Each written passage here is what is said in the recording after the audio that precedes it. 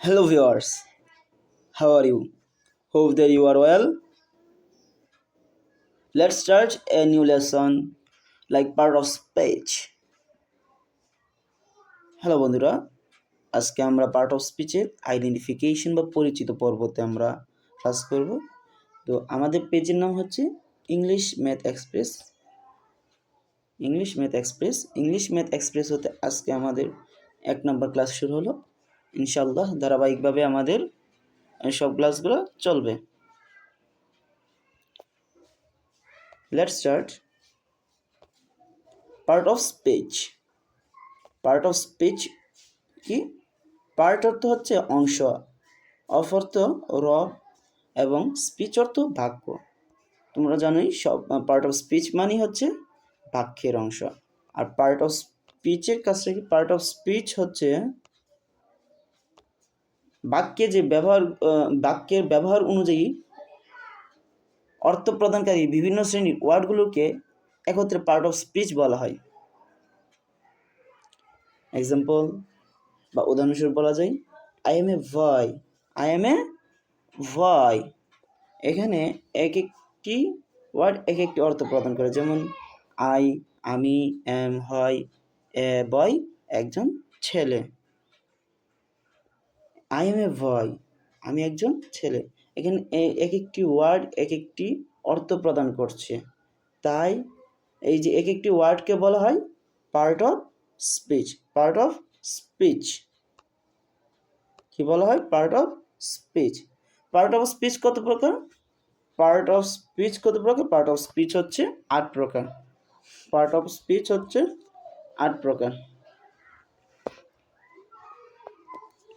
Part of speech 8 প্রকার। কি কি? নাউন, নাউন বিশেষ্য, প্রনাউন সর্বনাম, অ্যাডজেক্টিভ বিশেষণ, ভার্ব ক্রিয়া, অ্যাডভার্ব ক্রিয়া বিশেষণ, প্রিপজিশন পদান্বয় অন্বয়, কনজাংশন সংযোজক অব্যয়, ইন্টারজেকশন অনন্বয়ী অব্যয়। এগুলো বিস্তারিত জানবো। নাউন মানে কি? নাউন মানে নাম। হ্যাঁ, নাউন মানে নাম। প্রনাউন মানে সর্বনাম। অ্যাডজেক্টিভ মানে নাউন প্রনাউনের দুষ্গুণ অবস্থা, সংখ্যা, পরিমাণকে নির্দেশ করে। তো দেখো এখানে ডিফিনিশন সহ দেওয়া আছে। ডিফিনিশনগুলো দেখি। আজকে দেওয়া আছে 4টা, আগামীকাল দেওয়া হবে 4টা। তো এই যে নাউনের ডেফিনিশনটা কি?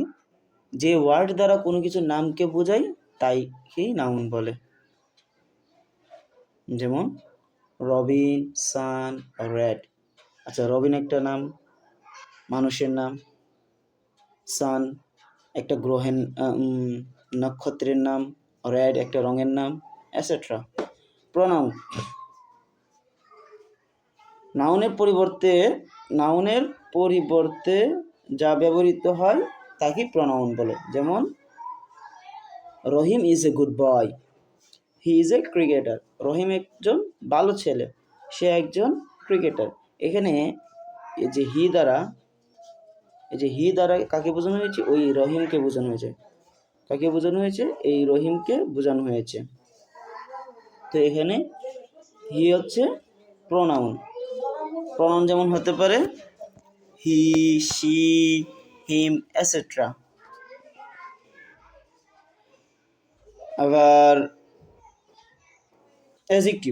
অ্যাডজেক্টিভ যখন কোনো ওয়ার্ড নাউন প্রনাউনের দুষ্গুণ, নাউন প্রনাউনের দুষ্গুণ ধরে, দুষ্গুণ অবস্থা, সংখ্যা, পরিমাণ ইত্যাদি নির্দেশ করে, তখন তাকে অ্যাডজেক্টিভ বলে।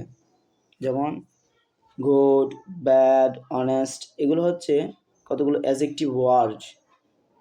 একটা সেন্টেন্স দেখো, রাহিম ইজ এ অনেস্ট বয়। রাহিম একজন ভালো ছেলে।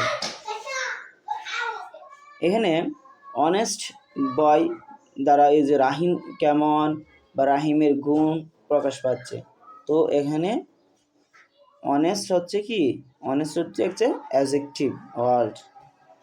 দেন আমরা যাই, দেন অ্যাডভার্ব। অ্যাডভার্ব কি?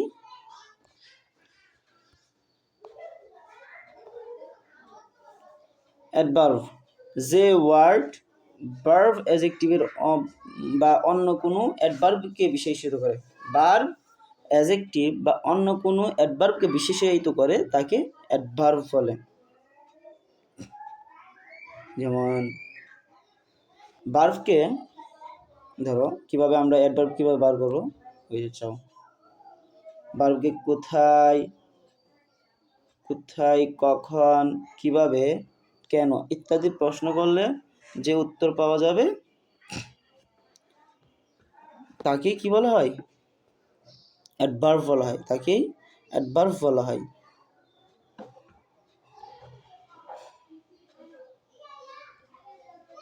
এখন আমরা একটা অ্যাডভার্বের উদাহরণ দেখি। যেমন অ্যাডভার্বের উদাহরণস্বরূপ বলা যেতে পারে,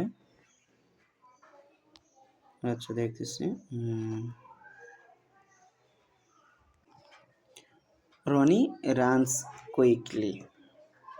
রনি রানস কুইকলি। এখন যদি আমরা ভার্বকে প্রশ্ন করি যে রনি কিভাবে দৌড়ায়, তাহলে উত্তর আসে কি রনি কুইকলি বা তাড়াতাড়ি দৌড়ায়।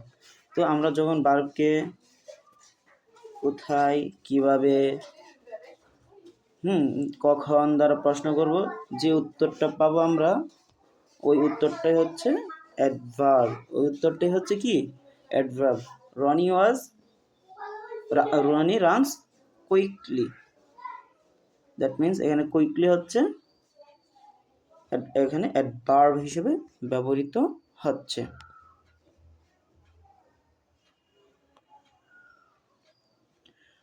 তো থ্যাঙ্কস টু অল, আজকে এ পর্যন্তই। আগামী পর্বে আমাদের যে বাকি 4টা পার্ট অফ স্পিচ আছে তা নিয়ে আলোচনা হবে এবং আস্তে আস্তে আমরা বর্ণনা এক একটা বিস্তারিত ক্লাস করব। যেমন নাউনের জন্য একটা ক্লাস, প্রনাউনের জন্য একটা ক্লাস, এভাবে part to part by description আকারে ক্লাস করানো হবে। তো আমাদের সাথে থাকো। ধন্যবাদ। Thanks to all. Good by.